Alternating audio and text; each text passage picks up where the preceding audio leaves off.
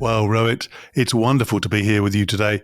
I've long admired your work, I tell you. I mean, and your portfolio as an entrepreneur, your own publishing business. I might talk to you about that at some other time, given our books on the way. Entrepreneur, of course, an author, keynote speaker, trend spotter, and setter, and of course, a listener. And from what I know and see and sense, an all-round good guy. And of course, we are going to be talking about not obvious thinking, but non-obvious thinking, the title of your latest and greatest book, with the subtitle, How to See What Others Miss. And I have to say, it's a real topic that's close to my heart, as I sort of pride myself of being a non-obvious thinker, which has caused me to end up in trouble sometimes, especially in my previous role, where there's been a juggernaut of obvious thinking, and trying to position it is often as part of the trick. So we are going to delve into what is it?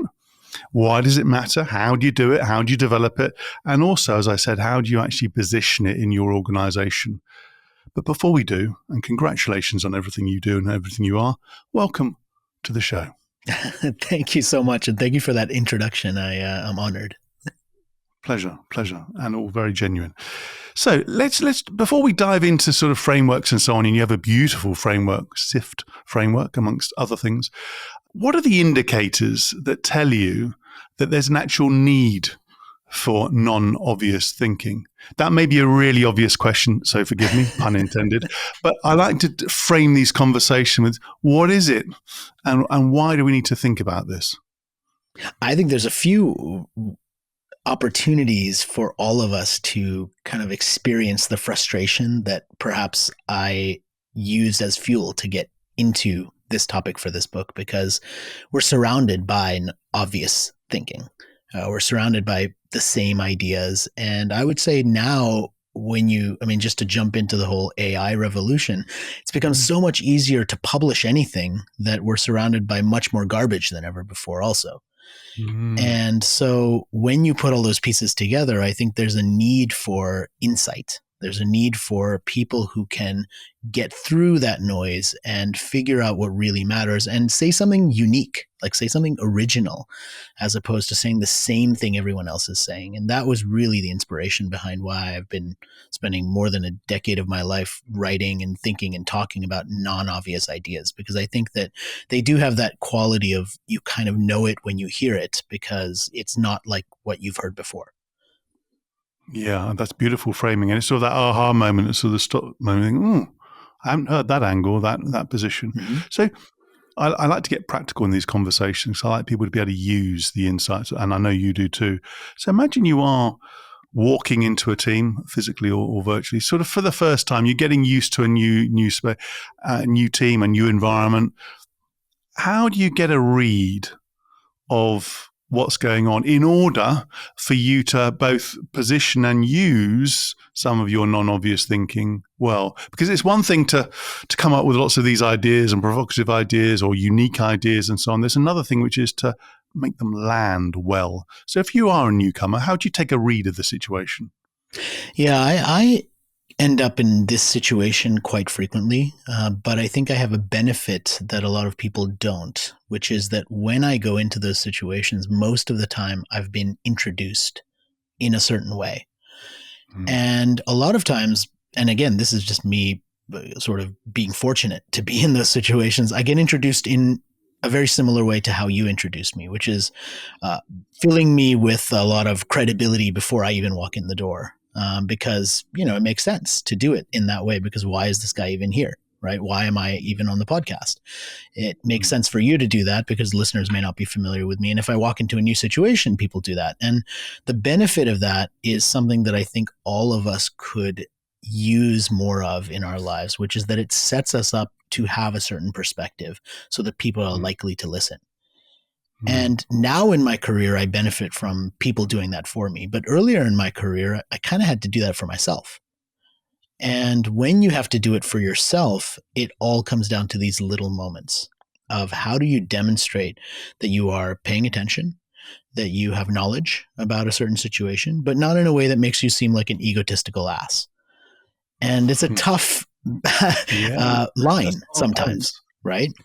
But one of the ways that I think we can all do that is by trying to frame a perspective not based on I'm the expert, so listen to me because I have all the answers, but doing something that is very reflective. For example, it sounds like what you're saying is this. It sounds like what the biggest issue is Mm, this, right? It's that nice. type of language that we're sometimes taught if you've ever gone through any sort of consulting course or even therapy, right? Like therapists use that language all the time. It sounds like you're frustrated. Yeah, I'm frustrated. Here's why I'm frustrated, right? So now you're bringing it out of people in that way. Rather than sort of pushing in their face, basically implicitly or implicitly saying you're cleverer or better than them. And you'll have been in environments, if I remember correctly, you used to work in an agency where Yeah. big pressure on I guess the accounts, the next sale or retention, and you'll have people around you who'll be maybe thinking for all the positioning, look, we just need to play it safe, steady, keep the account. It's a big global account. Stop being too wacky because one of the client may not like it. So you'd have been right in the hot seat. Yet you obviously did it brilliantly, unless you got fired for it. But that would be a fascinating story. Well, I did both. I did it brilliantly and I eventually got fired for it. So, I've had both extremes. but Oh, okay, okay. but I do think that, what's interesting about that is that think about that, right? You're in a creative role, you're working in an ad agency and you walk in and you've got this on the one hand, you've got this pressure of, oh, I don't want to give them something that's too risky because they're not going to buy it. And on the flip side, you're thinking, well, I'm getting paid to deliver big ideas. And if I come in too Yeah. small, now the client's going to think, well, why am I even paying you if all you're coming up with is small thinking? I want big thinking. I may not necessarily buy it, but I want big thinking. So it's Mm, getting a read on that situation to say, well, how big do they want that thinking to really be? And then how do you scale it back, not necessarily to do a watered down version of that idea, but to eliminate or at least reduce the one thing that they're most afraid of, which is the risk of doing that thing. yes, yes, yes. Love that. Let's talk about nature and nurture. So imagine, apart from yourself, and you think of, and I'd love you to name names. You think of some other non-obvious, brilliant thinkers. You think, oh yes, she or he or they are absolutely fantastic.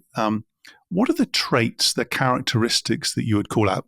Pick three or four that you think, yeah, that person they are brilliant at. What would you? Who would you pick out, and what would you describe?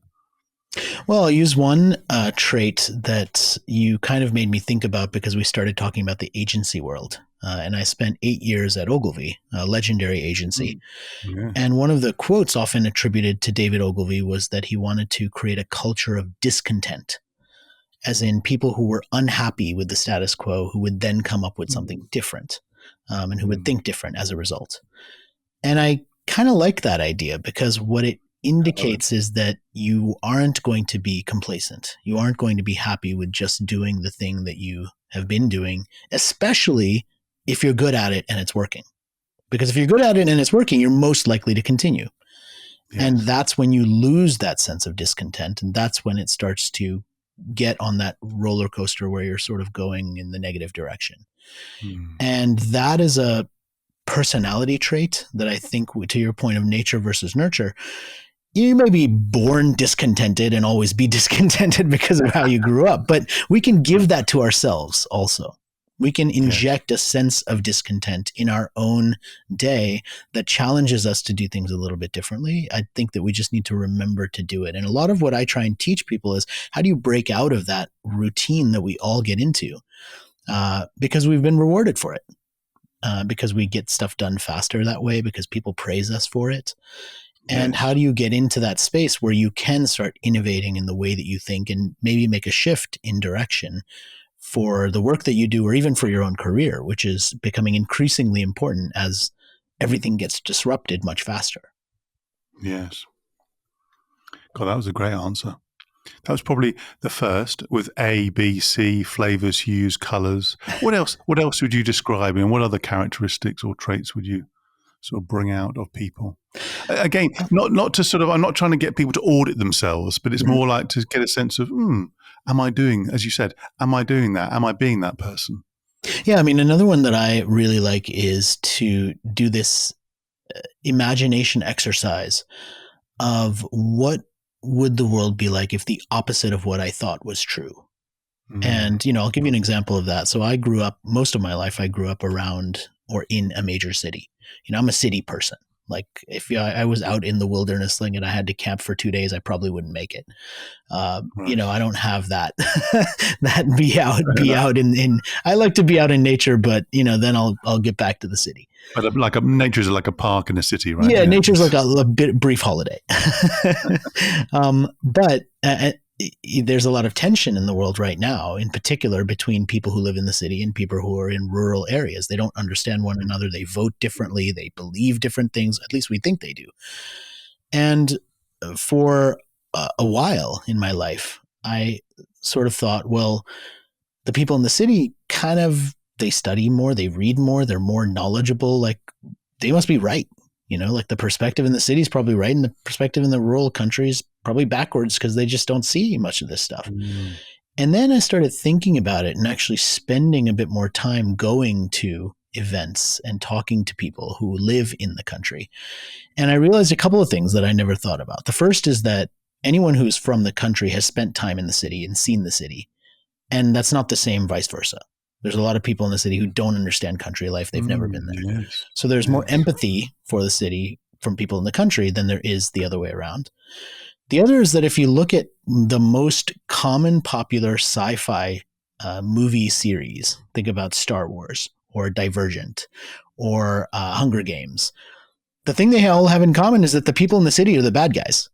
They're the ones that are trying to impose their Oh, will. yeah. They're like, doing things that are creating the world in a worse way. And the people in the country are the heroes.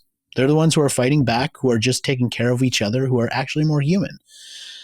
And when you start putting these pieces together, you start to uncover that, it's not an us versus them. And the answers maybe aren't in the cities.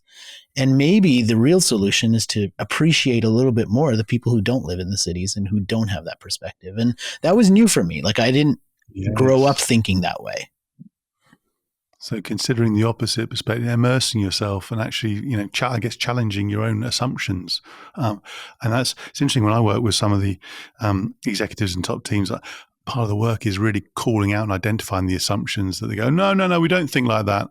Oh, we do. We do. I want to keep going on the nurture point. So imagine you're listening to this and you might be thinking, if you're having an honest moment, you're thinking, actually, I followed a traditional path, whatever that path is, done a good job, been very diligent, been conforming. But what Rohit's saying strikes a chord. I need to fire up some of my non-obvious thinking. But it feels new, exciting, daunting, risky.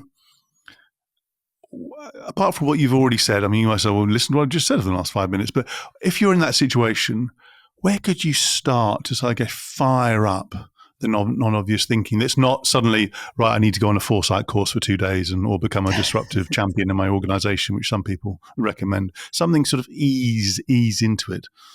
Yeah, so here's probably the easiest tip I can give you. The next time you are going through an airport or traveling into a bookstore, pick up a magazine that's not for you.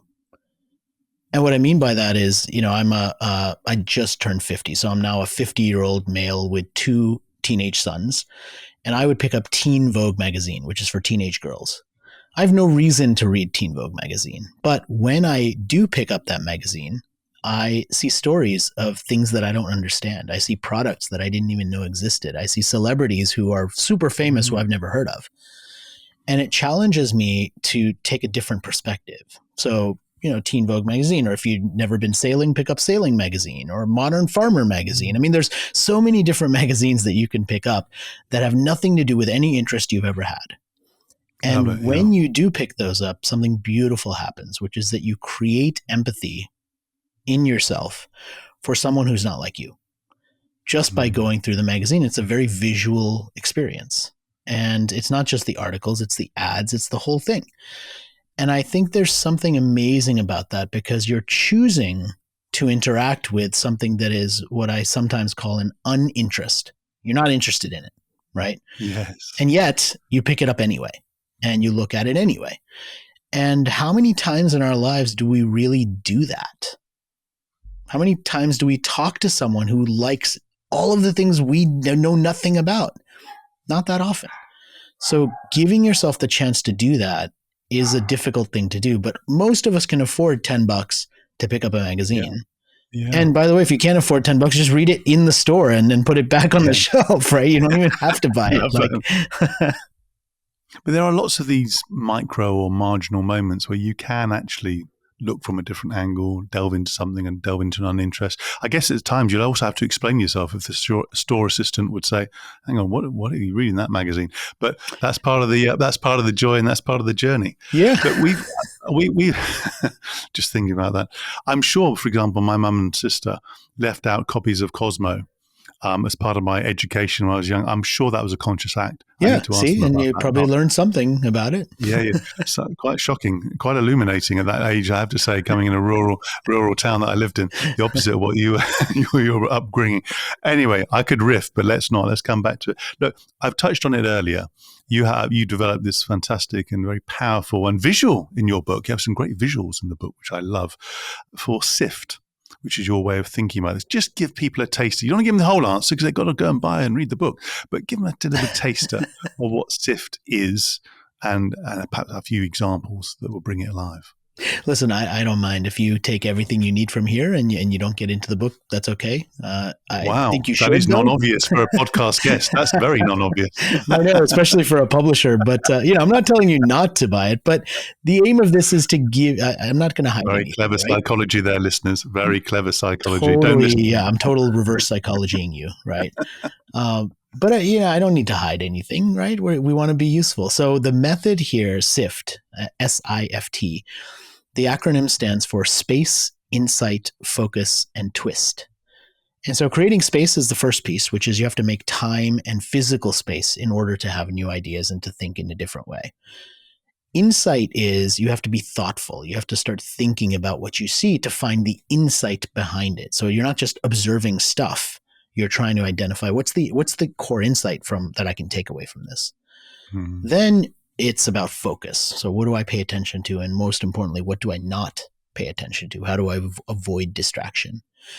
And the T for twist is kind of putting all the pieces together. It says, okay, if I'm creating this space and I'm finding these insights and I'm focusing my attention, what do I do with that next? Like, what is the twist of the action that I can take or the insight that I can share in a different way to be more non-obvious? So that's where the pieces start to come together. God, what a brilliant articulation. And your experience of working with teams and individuals, which of the four elements do people find the hardest in general terms? They think that they'll find space to be hard because we're busy. But when you give them certain techniques and you show them how simple they are to do, then they kind of get that. They get past that. They think that insight's going to be easy because they're like, oh, I have insights all the time. And then when they share an insight, you're like, actually, that's just an observation. Like, what does it mean? You have to be thoughtful. Then they struggle a little bit more because then they're like, oh, wait, now I have to think about this. Like I have to expend some mental energy to do it. So that becomes a little tough. Focus, people sort of come to quite quickly. What they worry about generally when I've done these workshops around this method is, am I focusing on the right thing? How do I know what the right thing is? So they can kind of mentally panic themselves, create a moment of mental panic because they're like, well, am I focusing on the right thing? I don't know. What is the right thing? And twist is where I think people really apply their own creative talents to it. And some people are better at that than others. Yes. And it doesn't mean they'll always be better at it than others, but I'm not here to tell you that everyone has an equal level of creativity. I mean, some people are more creative than others, and it's not because they were just always more creative. It's because they're better at accessing that part of themselves and not shutting it down or questioning those ideas. Yes. And so it's something you can teach and you can get better at, but there's always levels of creativity. So there's always going to be people who are better at finding the twist than others. One of the flips that I try to encourage people is to, rather than talking about fascinating issues, even if they are insightful, it's like, so, the materiality, why does it matter? And the value part of it, not just in terms of financial value, but sort of those conversations you get to the end of it. So how does that help our organization? How does that help our impact? And it's like, oh, I thought it's just a fascinating topic, whatever the topic of the conversation is. just give us perhaps a couple more examples that people can, on any of those SIFT elements where you can give people a quick tip on what they could do. Yeah, I would say so. One of the ways that I try and teach people to create space is by changing your rituals. So most mornings you probably wake up and kind of do something similar. And there's a lot of business advice and self-help advice that is all about habits and habit formulation. And what they all say is when you form a habit and you kind of do it repetitively, it becomes a habit, and habits are a good thing. If they're good habits. If they're bad habits, then obviously you want to break them. Mm. But there's a downside to both types of habits, which is that they kind of create this repetition that sticks you in the same situation and makes it difficult to think in new, different, non-obvious ways. Yes. When you break that ritual, especially when you break it in the morning, something interesting happens in your brain, which is you break that ritual in the morning and you send a signal to your brain first thing that says, today's not like yesterday. And when your brain gets that signal to say, today's not like yesterday, all of a sudden it makes it okay. It gives your brain permission to think about new ideas in a way that maybe you wouldn't have yesterday. So we can all do this for ourselves. We break that ritual just a little bit with doing something different that sends that signal to our brain that then opens us up for more ideas. You just made me feel a lot better about today, because my son's routines have no form of habit formation. I'm getting up at 3 a.m. And we're doing this in the evening at my time. Actually, I felt pretty good, even though actually another part of my brain was thinking, this is bad. This is not the sort of wake up at 5 a.m., run a marathon, have a healthy breakfast, read a book, and et cetera, et cetera. Oh, I love that. I love that. I just want to flip for a moment on, again, another practical example. I work with a lot of executives who are new in role. And I love it because it's an opportunity to shape the organization, the team themselves. So imagine you're one of those individuals and you look at the organization and going back to probably the previous example, actually things just look a bit tired, feel a bit tired. The organization's just waiting to be genuinely disruptive. In your first few days or weeks, what can you do to signal to the organization that you value, you encourage, you support, you reward non-obvious thinking? What would be on your shopping list for that executive? I'd say a few things that I've helped groups do, but also observed teams do that I think have been really effective.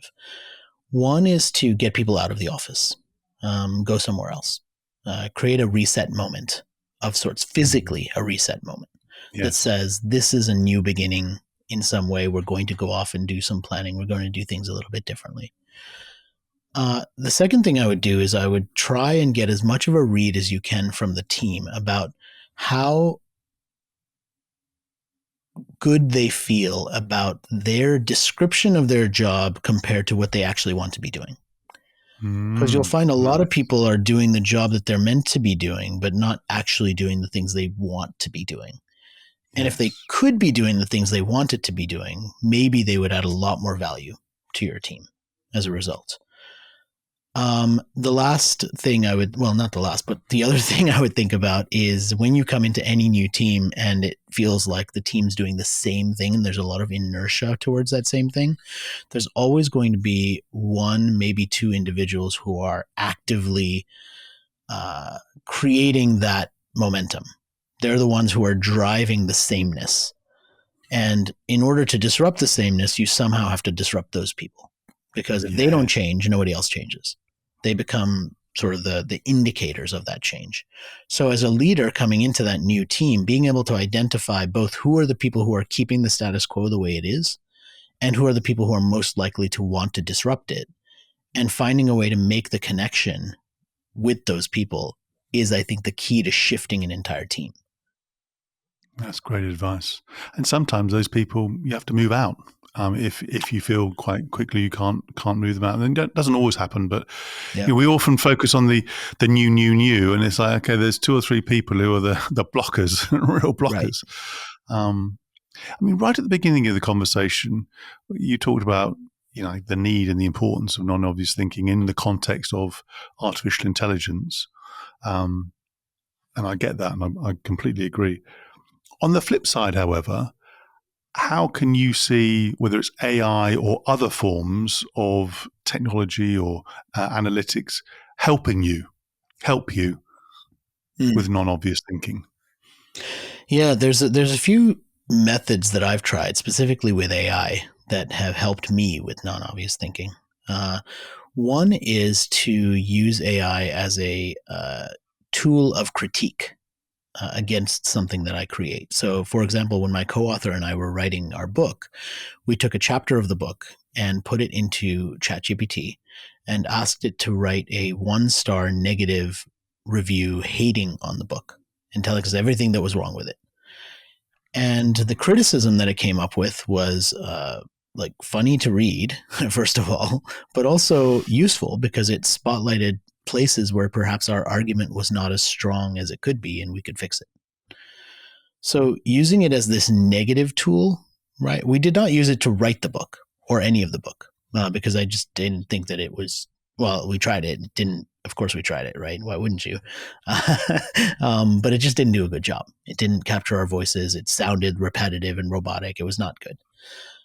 But the critique was quite useful because instantly it gave us a read on what aspects of the writing we might need to improve. And this is something that we sort of used often there, but in another one of my books about trends, I described this whole phenomenon as augmented creativity. This idea Yes. that as we're working through these things, AI could be a tool to help us either work faster or make it better in some way if we use it in that capacity. Oh, I love that. I love that. Let's delve into you a little bit more. I do this with all guests. We go from their ideas, their frameworks, and so on, and the practices to what do they actually do? Do they practice what they preach? So, where do you go to look for non-obvious stimuli beyond the airport shop, and who do you look to for stimulation? So I'll start with the who. I'm very lucky because I get to go to probably 35, maybe 40 events a year. And I'm usually on stage with amazing voices and amazing people. And then when I get off stage, I go and talk to them. I introduce myself. I have conversations. Sometimes, if I'm lucky, I'll go and have a drink with them and with the others who are at a particular event. And so I'm constantly inspired by new perspectives, new ideas in lots of different industries. Hmm. And so for me, the who is not like, here's one person who's the most insightful person that I'm always reading. For me, the who is people in general. And it's not Yes. always people who are experts. Sometimes it's just people who are dealing with the things that people are dealing with. And I find a lot of joy in doing that. And I think that from a classic description of the personality traits of an extrovert, in the sense of getting your energy from other people, that's me. So I get a lot of energy from those interactions with people because I learn a lot from them, and Hmm. I just get Nice. really happy about what I'm doing. And what was it? What was the other question? I kind of lost it. Well, before we go on to the what, I mean Yeah. that's part of it. Go on, give us a name or two. I mean, this is a compliment. We're not critiquing them. This is a compliment. Who would you? Anyone who come to I mind? mean, I got to say, Rory Sutherland is sort of a constant source Mm. of Another new Brit. That's ideas. good. It's nice to Um, hear some Brits. he's Yeah. yeah, he's British too, so maybe your whole vibe made me think of him. But he's quite brilliant, and a former colleague of mine, and somebody who I do pay a lot of attention to. Yeah, no, he's super sharp and funny, but in a very Hmm. clever, Yep. funny way. Yeah. Thinking about your own, I'm going to flip. There was another part, but I'm going to flip, non-obviously. Uh, think about your own business, speaking, writing. You're on your own publishing house. What are the less or non-obvious aspects of how you run those aspects of, you know, our RG ventures, as it were? I would say so. One of the things that I've realized is that the more aspects of the entire chain of work that you do you can control, the more you can get exactly what you want out into the world. And so having a publishing company while I'm a professional speaker, while I'm doing the consulting, while I'm writing books, means that I can have every aspect of this cycle um, done exactly the way I want it. Even to the point Mm. where I have these two brands. I have Non Obvious, which is my main kind of company that does all my insights. And then I have Idea Press, which is my publishing company. And Mm. under Non-Obvious, we run an annual book awards program called the Non-Obvious Book Awards, where we get nearly 1,000 books sent to us from every other publisher to judge. And not only is it hugely educational for myself and my team and my panel of judges, and really amazing to read all these books and to not read all of them, but experience all of them and read some of them, Mm. and award the best of the year. It's also great education for publishing to see everything that's coming out, all the different cover designs, who's the Very best. I mean, I'm smart. constantly making a list of, these covers were the most amazing. Who were the designers? Maybe we'll bring them in and work with them on another project of ours in the future. So every piece of this puzzle is sort of helping the other piece as well. And that took me a Yeah. while to set up, but now that it's set up in that way, there's a lot of ancillary benefits that come from all of these businesses running together. That's super smart, super smart. At a more philosophical level, what is the impact you're looking to have on the world around you through your work and your endeavors? I mean, the way I describe my mission is that I want the world to be filled with more non-obvious thinkers. And what I mean by that, I think, is that I want people to be more open-minded. I want them to have empathy for people who aren't like themselves. I want a world that's less closed-minded, a world that's less easily manipulated, a world where we can see through the manipulation and not feel so divided and hate on one another because that's benefiting someone who's in power, who's just trying to divide us. And I think that maybe this is a pretty lofty thing for non-obvious thinking to be able to accomplish, but I think that if you are able to do the things that non-obvious thinkers do, you are more difficult to manipulate as a person. And when you're more difficult to manipulate, you actually see through the bullshit, and you see into what the truth really is, and you become more closely aligned with your fellow person and less likely to believe people who are creating division so that they benefit. Gosh, that is so needed, especially at the time of this recording, given what's going on in certain countries of the world, not naming them specifically. And personally, what is your biggest superpower and your biggest weakness?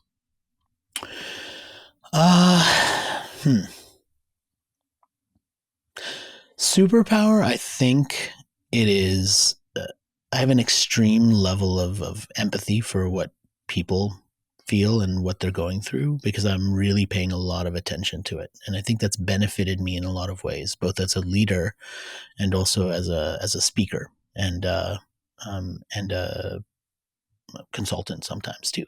That I can get into a situation and really understand the details of it because I understand the people. And I often say, I mean, one of the things I say in my talks is that the people who understand people always win. And that's the kind of person I aspire to be and what I always try to. And I think I have found a way to do that. So I'd say that's my superpower. My weakness, I think, is probably that I can get too involved in the details of that. And as much as I would love to describe myself as a big picture thinker, I can get lost in the details sometimes because you get so detail oriented and so focused on that nuance that now you kind of lose that strategic big picture that you were supposed to have, and you constantly have to remind yourself. And I find myself constantly having to do that to say, wait, like what's the bigger picture here? And it goes to every level. It's like saying yes to things that I shouldn't say yes to. Like, what's the bigger picture? Like, am I getting too involved in the details here? No, it's refreshing to have that self-awareness on both sides. And lastly, when you're having your best day, hopefully today, you're having your best day, you know, everything's going to plan, you're performing at your best, whether it's on a stage, writing, thinking, being, what are the one or two habits, whether they're new habits or old habits, new habits that help you do your best work? This is the practical aspect. I would say when I am doing my best work, I am doing something that I feel is highly original. I'm doing something that only I could do, that is unique to me and there's a value that I'm putting out into the world because of how I'm doing that. And it's not just professionally. I mean, yeah, if I'm on stage and I'm doing that, that's great. But also like as a father, like being in that moment, like with my sons, where I can be in that moment with them doing only something that I could do with them. Like that's the best feeling, because now you're like exactly where you should be. And that's like, I mean, that's what I It's a real hope for focus every on day. knowing your uniqueness. That's a really special. That's very special. Yeah. Right. God, what we could talk for hours, but we won't. But that's been a beautiful conversation. I love your eloquence and clarity, and it's absolutely abundantly clear that this work matters to you. Yes, you're running a business, but this is deep, proper work, and you are having an impact. Believe me, and believe all the listeners who are listening into this. When they want to find out more about you and your brilliant work, your endeavors, your mission, where can they find you online? Where should they go? The easiest would be just nonobvious.com. No hyphens or anything, just straight nonobvious.com. You can find out about my podcast there, the book awards that I mentioned. And also I write a weekly newsletter about the fascinating kind of stories of the week. And you can subscribe for that from there as well, and watch videos of me.